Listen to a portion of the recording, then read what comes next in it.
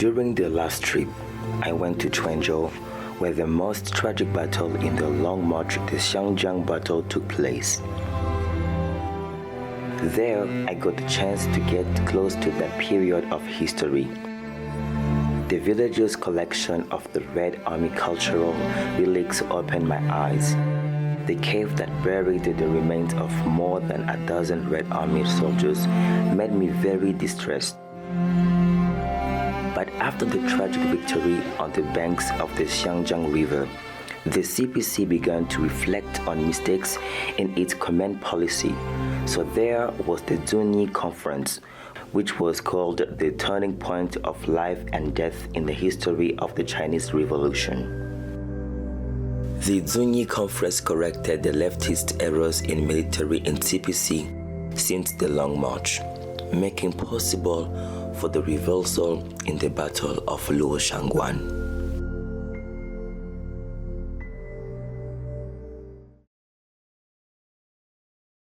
After the Zunyi conference, the Red Army did everything to overcome their fear. They went through a lot. For instance, they crossed mountains, rivers, and even grasslands. All I can say, with the powerful strategies of Chairman Mao Zedong, everything was completed that actually led them to victory. As you can see here behind me, we have this beautiful, big, tall monument that actually was built here in Zunyi to commemorate the Red Army that marched during the Long March. May 19th, 2021, heavy fog. In Zunyi, there is another place that attracts me, Lushangguan, which is called Natural Barrier. Here, the Central Red Army won the first battle victory in the Long March. This pass is located in the mountains, regarded as the key to the northern gate of Guizhou, and the threat from Sichuan to Guizhou was successfully captured by the Red Army twice. Passing through the fog-wrapped mountains, the fog on the top of the mountain is getting heavier and heavier. Here, after a few hours' drive, I finally reached the top of the mountain. We are here at the Luohe, and here is actually where the Red Army was based. All I can say, this actually is the main road that connects Sichuan to Guizhou. And yes, as you can see, this place is kind of foggy. Do you know why? Because actually I'm standing at the highest mountain here, and it's actually 1,800 meters. Can you imagine? It's so high. And something else you need to know, guys. In 1935, the Red Army actually fought their enemies, the KMT, right here in this awesome mountain, Luohe. In January 1935, in order to ensure the smooth governing of the Zunyi conference, the Red Army once captured Luohe. After the Zunyi conference was held, in order to get rid of the enemy's pursuit quickly, the Central Red Army decided to return to east, reoccupy Luohe and Zunyi city. This place is full of history. Yes, I can validate that. As you can see, I'm still here at this location, and all I can say, I'm so mesmerized. This place is full of grass, and I cannot imagine what the Red Army faced through in order to face their enemies, the KMT. But after all, we all know they get their victory. As a result, the prelude to the battle at Luohe was opened. After several days of fierce fighting, the Red Army finally won the victory. We are now located here at the West Wing Terrace. As you can see behind me, we have a fascinating story that I would like to share with you guys. So as you can see here, we have Mao Zedong with other powerful leaders and some Red Armies here. They were celebrating because actually they took over the Luohe mountain. As you can see, everybody was excited. And one more thing, as you can see, the Red Army flag. And one more thing, guys, Mao Zedong was standing next to powerful leaders facing that way, not only to celebrate their victory, but of course, to face a brighter future. May 22, 2021, sunny. After the Zunyi conference and the great victory at Luohe, the fate of the Central Red Army seems to have undergone a turning point. Everything was developing toward the right direction. I think that in order to the spiritual level, the Long March is still a book of organizational management. how to get back when walking on a wrong road. The long march is an excellent answer. This knowledge is not from some golden rule, but from the CPC during the brutal struggle of blood and fire that is very enlightening for everyone. The Zunyi conference not only marked the beginning of the political maturity of the CPC, but also it made the party better and the Chinese Revolution even stronger. All I can say, the Red Army did a lot in order to get their victory. Our journey in Zunyi is over, but we still have one more step, which actually the city of Yang'an, where actually the long march ended. May 23, 2021, sunny. Today I will leave Zunyi and go straightly to the last stop of my journey, Wuji County in Yan'an. Instead of the rainy and foggy days before, I saw the yellow earth under the scorching sun, the cave dwellings in the valley, and the wild and desolate fields, and of course, the weather here seems to hint that the long march was won. Now I'm here in Wuji, precisely in Yan'an, the end of the 25,000 March of the Red Army. As you can see here, it's very fascinating, right? In October 1935, actually the CPC brought the Red Army over here at this location, marking the new era of the Chinese Revolution and the victory of the Long March as well. All I can say, this place is very famous worldwide. Now let's go inside because we're gonna visit the Memorial Hall of the victory of the Long March. Let's go and explore. May 24th, 2021, Wuji, sunny. Following in the footsteps of the Red Army's Long March, I finally arrived in Wuji County, Shaanxi Province. This is where the long march ended. I think my trip will soon be over. At the Memorial Hall of the victory of the Long March by the Central Red Army, I saw some cultural relics. Then I got some unimaginable story. These are the items used back then by the Red Army. As you can see, we have 3 items here. The first one here, as you can see, is actually sandals worn by the Red Army. As you can see, they're very squishy and they're very old. The second item here is actually it has a very twisting and very fascinating story. It's actually a shoe of a horse. And then back then, when the Red Army were crossing snowy mountains, obviously it was very slippery. They would actually use the horseshoe and wear them on their feet. And as you can see very clearly, the details of the shoe horse is actually spiky at the bottom, so it's going to be very easy for them to climb tall and snowy and of course slippery mountains. The third one here is actually a leather belt. So this story is very fascinating. For instance, during that time, the Red Army did not have much food. So they normally use their own belt, boil it so it can get softened. Remember, it's a belt made on leather, so they normally eat the leather. All I can say, these 3 items have a fascinating story, and I'm so honored to be here and learn the stories of each item. As you can see, we have sandals, we have a shoe horse, and even a belt here. In addition to the shortage of supplies, the Red Army has also undergone severe physics tests.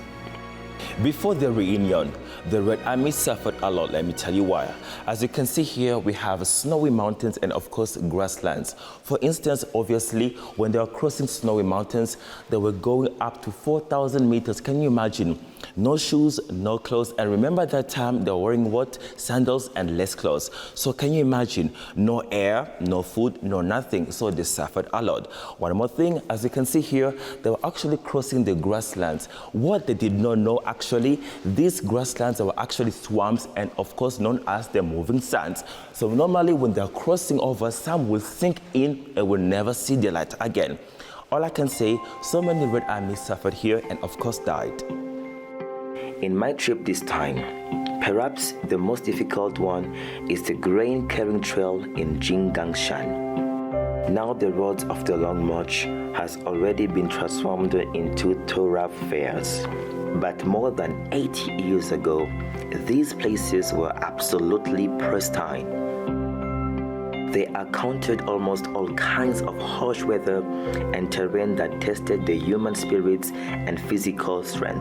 After experiencing the difficulties of climbing snow-capped mountains and crossing swamplands, on October 19, 1935, the Central Red Army finally arrived at Wuji County in northern Shaanxi Province after went through all kinds of difficulties. 当时的时候啊，中央红军进驻到吴起镇的时候，其实红军一路走来，身上穿的是真的是破破烂烂的，真的是衣衫褴褛来形容。当时当地的老百姓不知道说是来的这支军队，他到底是来的是什么人，所以他们都特别的害怕，很多的老百姓呢都躲到了山里面去。而当时的这个农民呢，张廷杰还有他的妻子侯孝俊呢，没有来得去山上，然后在当天的下午的时候，应该是到下午了，然后警卫员，毛主席的警卫员，他们就敲响了他家的大门，就说能不能给我们的首长做一顿饭，我们会付钱的。当时的张廷杰在听到这样的话，就说，我给你做一顿饭，你还会付钱，这是之前所有的军队都没有过的事情。就说国民党军还有那些土匪来的时候，直接就是抢，而他们是用付钱的方式，所以他当时就特别的纳闷，就说只是做一顿饭的话，那行，我给你做这一顿饭。所以呢，他就让妻子在家里头和了一块荞面。然后呢，和了一块荞面，所以呢，在出门搂柴火的时候，他看到就是院子外面有一些红军，有的是拿一些青石板，底下架点火，上面烤着一些看不出来是什么的一些粮食，还有的就是只要是一些瓶瓶罐罐的那些容器，在里面盛上水，也不知道在煮一些什么东西的吃的。他看到这样的情景之后，就心里特别的难受。所以呢，就想说，我家里还有一些羊肉臊子，我把这些给做上一顿好饭。其实当时的这个羊肉臊子是主人家在8月15的时候珍藏下来的。本来咱们这些是做熟了的、揽好的那些肉，所以呢，他打算过年过节或者是准备招待亲朋好友的时候，才打算将这些肉拿出来的。在当时看到了这样的一个情景时候，他毫不犹豫地将自己仅有的这些肉做了这样的一顿羊肉臊子剁荞面。But the KMT did not give up chasing the Red Army. In order to get rid of the KMT's pursuing forces, after the careful layout of the Central Committee, the Battle of Tail Cutting started. 吴起镇切尾巴战役是咱们中央红军对国民党军的一次反击战，也是中央红军长征中的最后一仗。在红军离甘入陕之际的时候，国民党就电令宁夏马鸿逵，红军长途行军，疲惫不堪，资令拟部骑兵前往堵截，相机包围，予以歼灭。国民党的几路兵马就在陕甘交界的河连湾集结，距咱们中央红军的后卫部队呢，仅有20余里。毛泽东、周恩来、彭德怀对敌情做了认真的研究之后，毛泽东就指出，打退追敌，不要把敌人带进根据地。他曾经形容他当时形容国民党军的骑兵部队说，这一支部队，国民党军的这支部队就像一只讨厌的尾巴一样，我们不能把它带进苏区，一定要切断在苏区之外，所以就有了这一场著名的切尾巴战役。那么在这场战役中，中央红军投入5000兵力，牺牲了200多人。国民党的骑兵部队参战的有12000人，在这一次战役中毙伤俘敌是2050人。缴获战马是1720余匹，山炮、迫击炮、重机关枪是数十门。这一场战役呢，也是中央红军长征中的最后一仗，可谓是大获全胜。November 16th, 1935. This day was a special day for the Central Red Army. It was very cold in the northern Shaanxi in winter. After a heavy snowfall, Mao Zedong declared the Long March ends in victory to the Red Army soldiers who arrived in northern Shaanxi. On October 19, 1935, actually the Red Army, after the powerful long march, they came here to this beautiful town known as the Wuji town, and actually it's located in the northern part of Shaanxi. On November 2nd, guess what? They actually came here to this beautiful village known as the Shaanxi Yizhuang, and of course it was so cold and of course very, very snowy.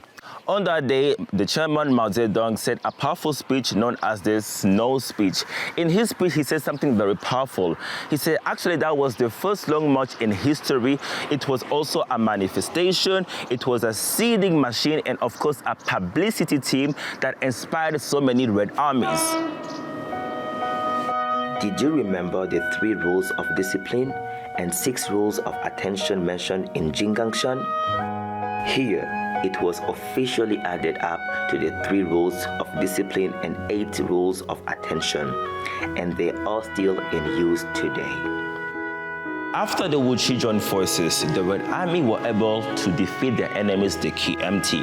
After that, the Battle of the Western Expedition that actually lasted for 2 months from May to June 1936, actually it completed them to victory.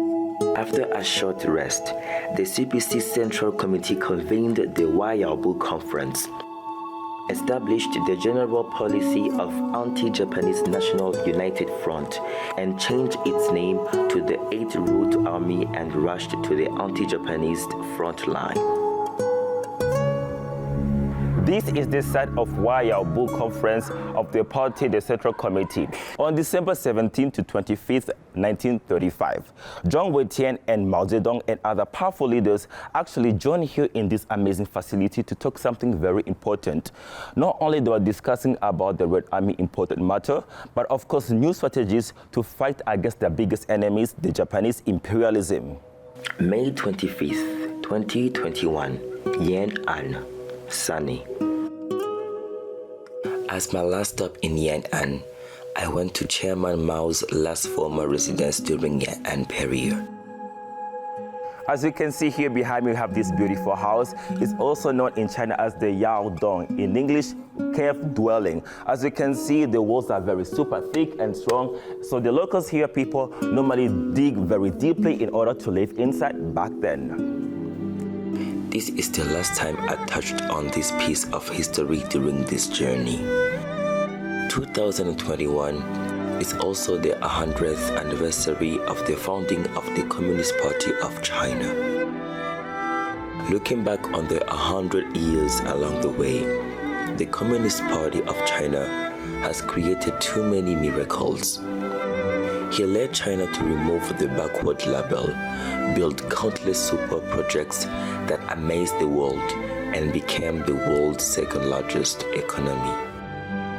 From poverty and backwardness to prosperity and strength, the CPC and China's people do not rely on shouting slogans nor bullying the weak. Every achievement that China has made was gained step by step by their people, neither prosperity nor decline without cause. Everything in the world has cause and effect. China can achieve current achievements. It is exchanged by its ancestors' blood and tears. They are the young soldiers who planted pine trees in the back mountain and participated in the revolution without hesitation. They are the old men who took down the coffin plague and bridged for the Red Army. More, there are the millions of ordinary people who work hard for their dreams. It was them who created a great, prosperous, and dignified new China. The history of the Long March has shaken China, but of course, worldwide. The legendary victory of the workers and peasants, not only it touched people's heart, but of course people's lives as well. Even right now, books, documentaries, films, and other documentaries were being broadcasted to discuss this amazing history of the Long March. Even right now, this Long March has marked people's lives, such as the Yellow River, the Yangtze River, and even the Great Wall, the Long March has earned its place and of course is still a symbol of the Chinese nation. Starting from Ruijin, I have walked a long way and listened to many stories. Finally, the one-month journey will come to an end in Yan'an. For the Red Army, the 2-year-long march was both the darkest hour and rebirth from the ashes. It is the coming-of-age ceremony of Chinese Communist Party, and the spiritual wealth it left behind is a monument to human will and faith.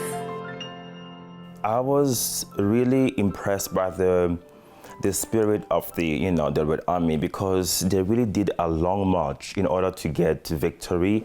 And of course, it was a history of the worker, the peasants, right? All together joined hands in order to fight for their freedom and the victory as well. So I think every story includes not only the Red Armies, but of course the powerful leaders such as the chairman Mao Zedong, and we also have Zhu De and other powerful leaders. They really, really caught my attention. I think all the stories were really something very pinpoint and of course on point as well, because I learned different ways of how, they struggled in order to get what they wanted. And I was there and I was so honored to be here, because I went to every city where they passed through, the Red Army. And then it was so good to interact with the locals, and every local, they have their own stories to tell me.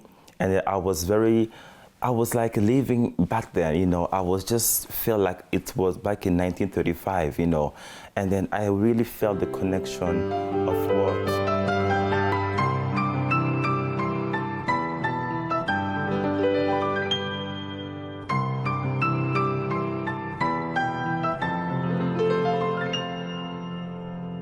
the spirit of the Long March is still existing for the people who are willing to learn it. And I'd like to welcome the people who don't know it yet.